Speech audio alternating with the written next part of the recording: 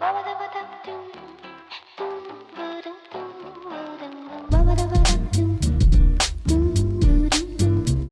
here today with Nick Maybe, Head of Product and Co-founder of Assembly Coffee Roasters. And this is coffee number 1 in April box of the Coffee Club.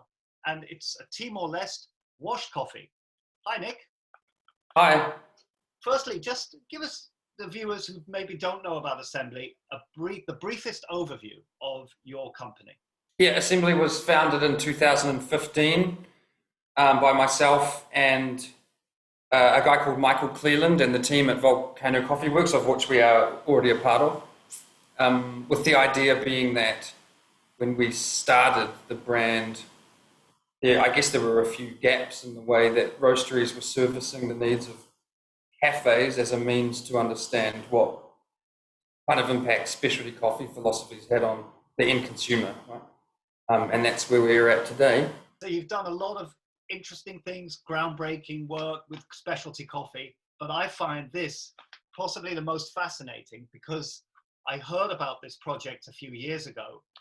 I don't really want to talk yet specifically about the coffee, but just the project Raw Materials are doing in Timor and your work with them. Oh yeah, for sure. So Raw Material are a green import company first and foremost. They are actually integrated into a lot of export operations now, specifically in Colombia and East Africa.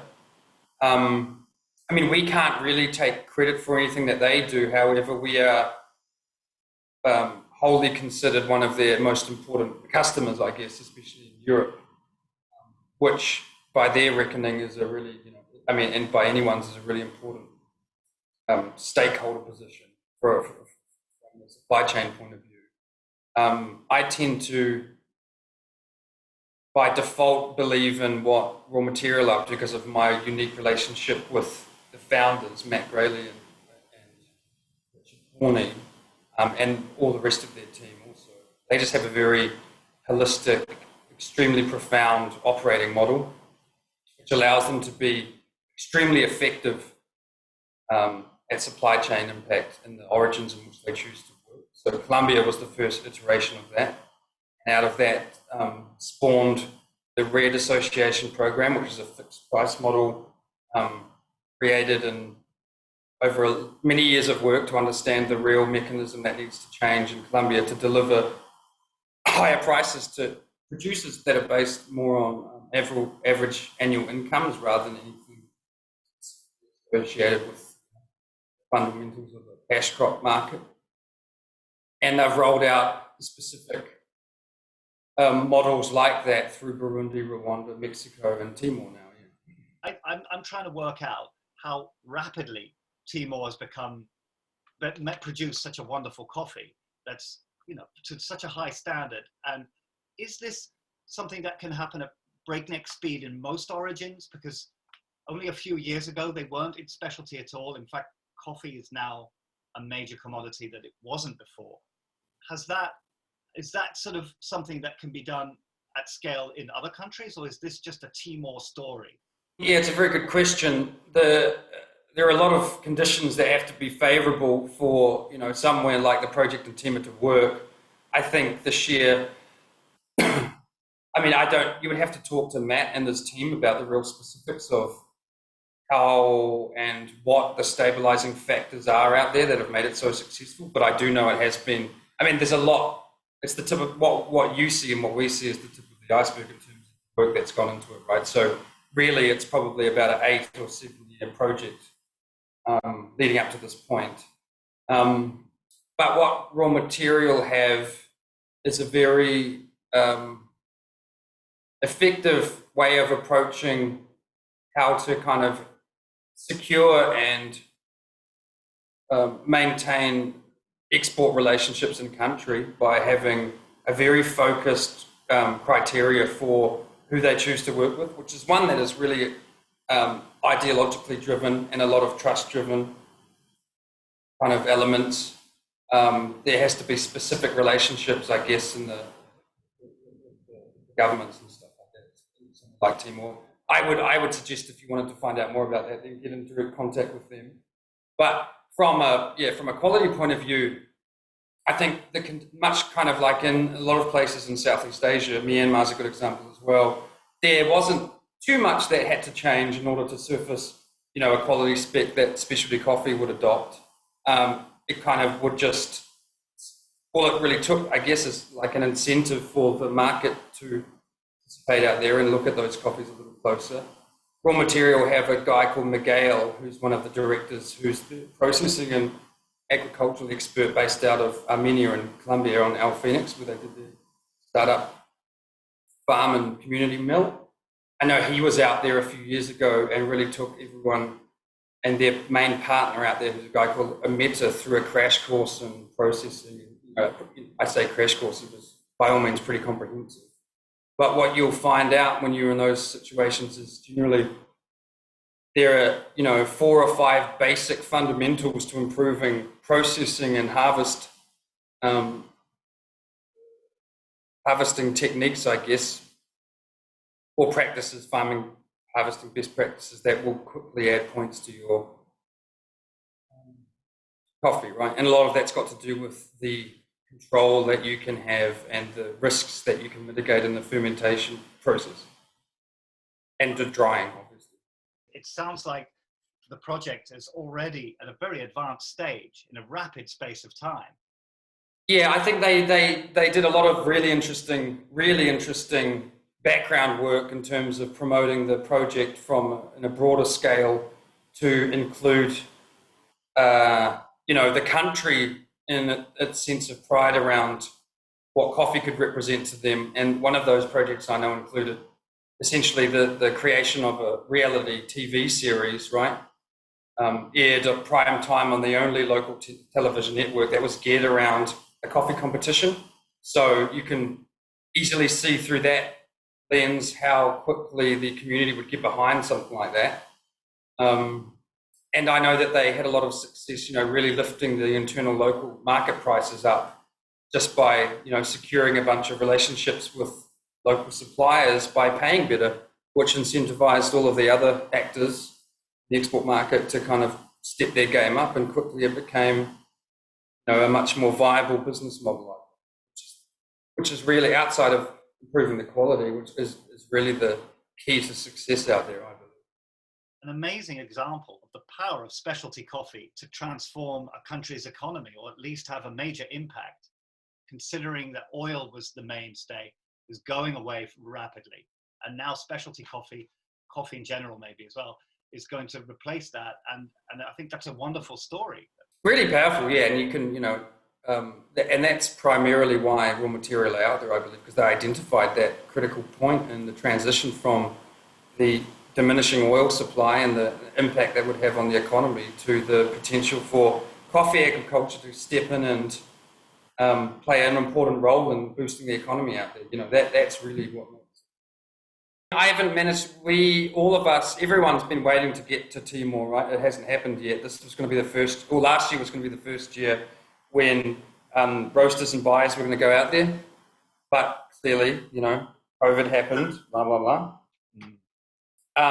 So this coffee I cupped in the pre-ships maybe late last year and identified it as the standout from my point of view. LACLO is the name of the town that the villagers who contribute to this lot identify with, but I believe it's all processed still at the Stagg wet mill. So you will see probably other roasters with coffees using that name, and that's essentially what that means. But this lot will be distinguished by the contributing producers dropping off their cherry, and it would have been decided at some point that it suited a washed process rather than anything else. I know that there might even be a honey on the market. But this one was astonishing for me, purely because of its real complex and clean structure. Often you would expect washed coffees like this at reasonably low-ish or mid-altitudes to not be as sweet and as crispy. And a lot of that would come down to Miguel's processing techniques and the way that he rigorously kind of controls the initial fermentation and to make sure that the drying time is that sweet spot between too long and too short. Let's get brewing. Okay. So I'm going to put do a 50 ml bloom for 30 seconds. 15 ml bloom. Go ahead and do it. 12 grams, is that right? 15 ml bloom.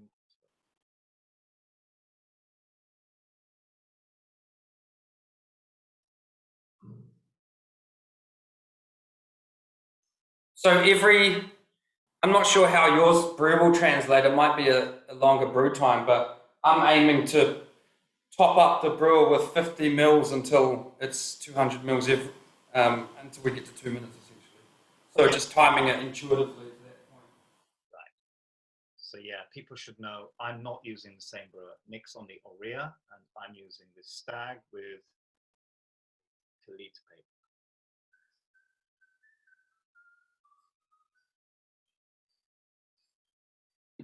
So 1 minute, another 50 ml.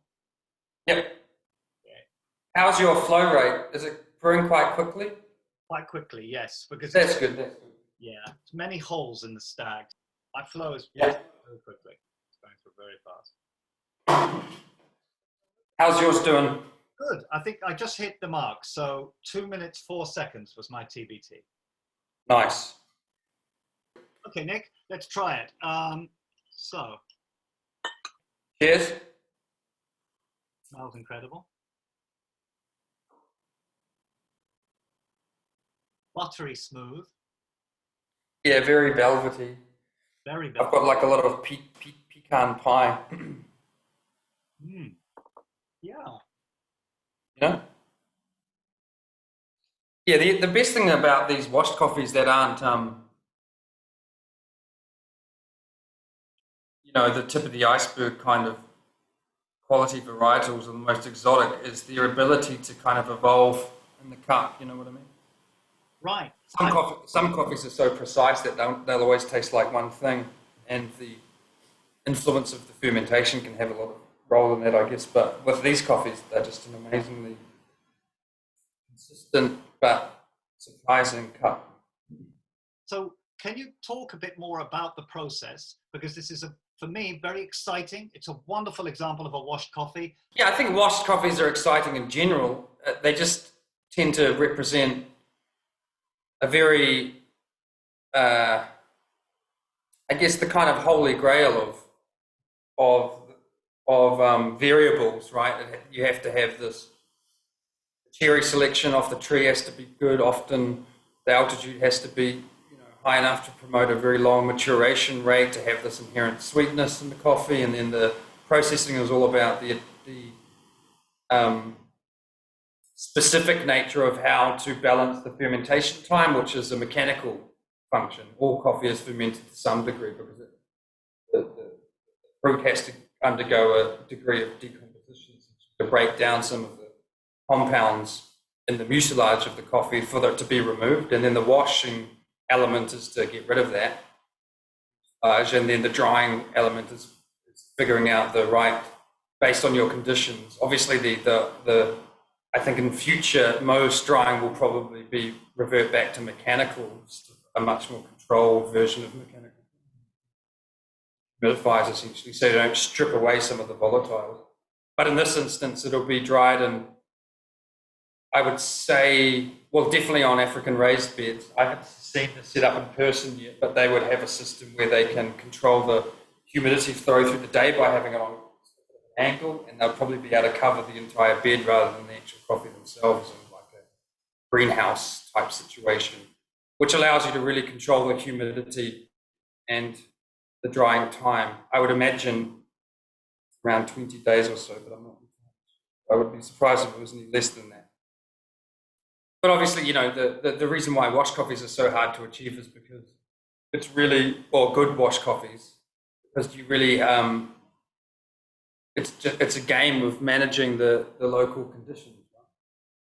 Some conditions are very unfavorable for washed coffees. Either it's too hot or too cold, you have to find the sweet spot, and you can only really find that by processing coffee at the time of the year that you do. Do you know what I mean? It's interesting also that technically, because I don't know too much about the washing process, and I imagine most people don't really appreciate what happens when you go through a lot of the coffee processing. But it sounds like even a washed coffee is a complex process of fermentation and drying, and is going through similar aspects of what other processes do in their entirety. Oh yeah, absolutely. The washed thing is more about, well, I think the problem that, not one of the problems, but the mentality that specialty coffee takes is that processing has always been about the cut profile, but it hasn't. Processing has always just been a function of whatever the most efficient way of getting the coffee dried is, right? And that was a result of, huge production requirements in a regulated marketplace leading up to 1990, where each country had its own quota to fulfill for export.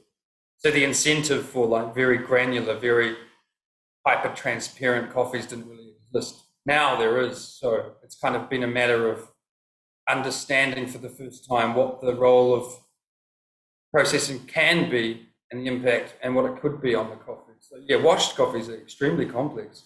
Also because they tend to be a result in very specific isolated environments. No one, sometimes they happen by accident. And it's a matter of understanding what those conditions are to be able to repeat them again. And obviously, depending on the producing group or the association, they will choose, or the exporter, once you get a knowledge of how to do repeat processes, you'll choose certain lots that will suit the characteristics of washed coffee, high acidity, a lot of brightness and stuff. But also washed coffees at lower mid-altitudes, for instance, in El Salvador, can be very, quite rigid and astringent and a bit hollow. While like honey processed coffees at those altitudes tend to be favourable because of the sweetness element that's added into them. So thank you for educating me and everyone on the wonders of Timor and washed coffees, and I look forward to seeing what else comes out of Timor in the next few years. It sounds really exciting. Yeah, me too. I can't wait to get out there. And thanks again to all the team at Raw Material for their commitment to that project. Brilliant. Thank you, Nick. Thank you so much. I'll see you later.